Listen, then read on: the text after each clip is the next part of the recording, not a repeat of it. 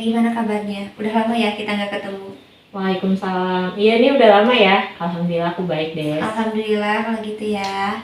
Nah, sebelumnya aku mau tanya nih, tujuan Teteh ikut konseling ini untuk apa Teh? Biar bisa lebih terbuka aja sih, Des. Oh gitu ya. Terus harapan Teteh ke depannya apa Teh setelah selesai ikut dari sesi konseling ini? Biar ngerasa lebih lega aja sih sama tenang. Gitu. Nah, sebelumnya aku mau kasih tahu nih ya, Teteh nanti bisa cerita senyaman Teteh.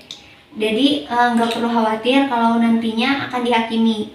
Dan juga Teteh nggak perlu takut kalau nanti masalah atau cerita Teteh ini akan tersebar. Karena dalam konseling itu ada yang namanya asas kerahasiaan Teh. Oh gitu. Iya. Nah, jadi tadi itu Teteh bilang kalau tujuan Teteh ikut sesi konseling ini adalah untuk menjadi lebih terbuka lagi. Ya. Dan harapannya itu untuk merasa agar Teteh itu merasa lebih tenang gitu. Iya gitu. Oke. Sebelumnya aku mau tanya nih, Teteh bisa ceritain nggak apa ya masalah yang lagi Teteh alami saat ini? Jadi gini, Des. Aku kan punya temen yang hampir setiap hari cerita ke aku, curhat lah gitu ya, tentang kehidupan sehari-hari dia, entah itu tentang percintaan, tentang keluarga atau pekerjaan dia. Aku udah berusaha sebaik mungkin nih buat jadi pendengar yang baik dan ngasih saran ketika dia butuhin gitu. Tapi sekarang nih aku udah lama sih aku merasa ketika aku cerita ke dia, ketika aku punya masalah dan datang ke dia malah acuh gitu loh, Des. Kayak malah sibuk main HP, kadang motong pembicaraan aku dan malah adu nasib gitu. Jadi seakan-akan kok dia cuman pengen didengar tapi nggak mau dengerin aku ketika aku butuh tempat curhat gitu. Oke, jadi kalau aku boleh tahu nih ya, perasaan Teteh itu gimana saat temen Teteh mengacuhkan Teteh kayak gitu? Awalnya sih biasa aja ya, tapi lama-kelamaan kok aku ngerasa jengkel juga gitu ya. Soalnya dia cuman pengen didengar doang, tapi nggak mau dengerin orang gitu ketika dia lagi butuh gitu. Seakan-akan kok dia egois gitu, cuman memikirkan diri dia sendiri gitu. Oke, jadi di sini Teteh ngerasa kalau teman Teteh itu egois gitu ya? Iya. Oke, sebelumnya nih ya, apa Teteh pernah mencoba untuk mengungkapkan apa yang Teteh rasain ketika dia bersikap kayak gitu sama Teteh? Belum pernah sih, Des. Oh, belum ya. Kenapa tuh Teh alasannya? Gimana ya?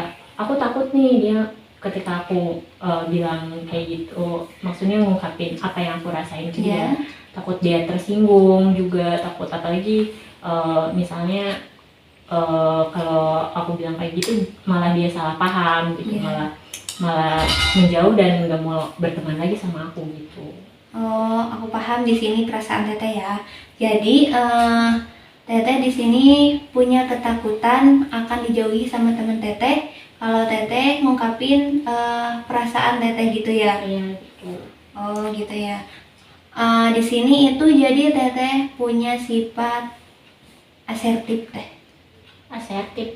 Maksudnya apa sih, Des? Nah ya, asertif maksudnya itu jadi asertif itu kemampuan Teteh untuk mengkomunikasikan atau mengungkapkan keinginan Teteh, perasaan dan juga pikiran Teteh kepada orang lain.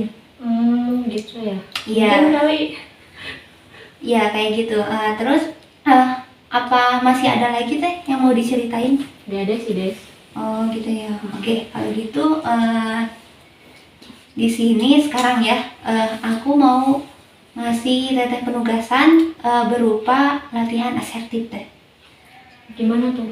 Jadi gini nih, nanti kita praktekin ya. Untuk contoh nanti kamu di rumah.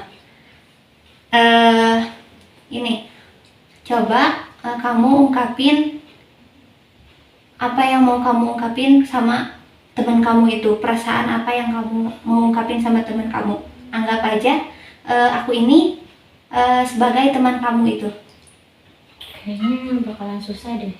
Susah ya? Aku nggak bakalan bisa juga kayaknya. Oh gitu ya. Ya udah gak apa-apa, kita pelan-pelan aja ya. Kalau gitu gini aja deh.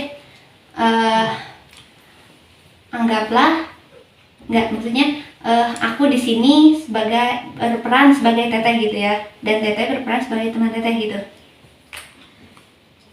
Oke, aku mulai ya. Sebelumnya aku mau minta maaf.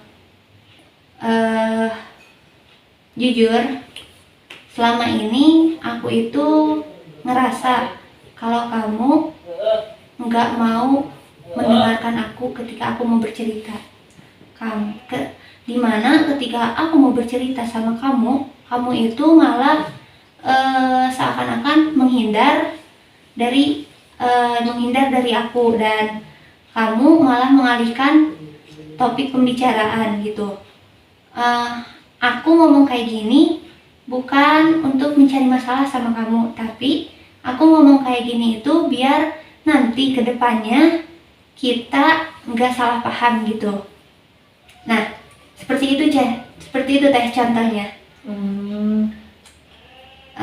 Kalau gitu teteh bisa atau siap untuk mempraktekannya? Aku coba deh ya. Oh iya, oke, coba silakan.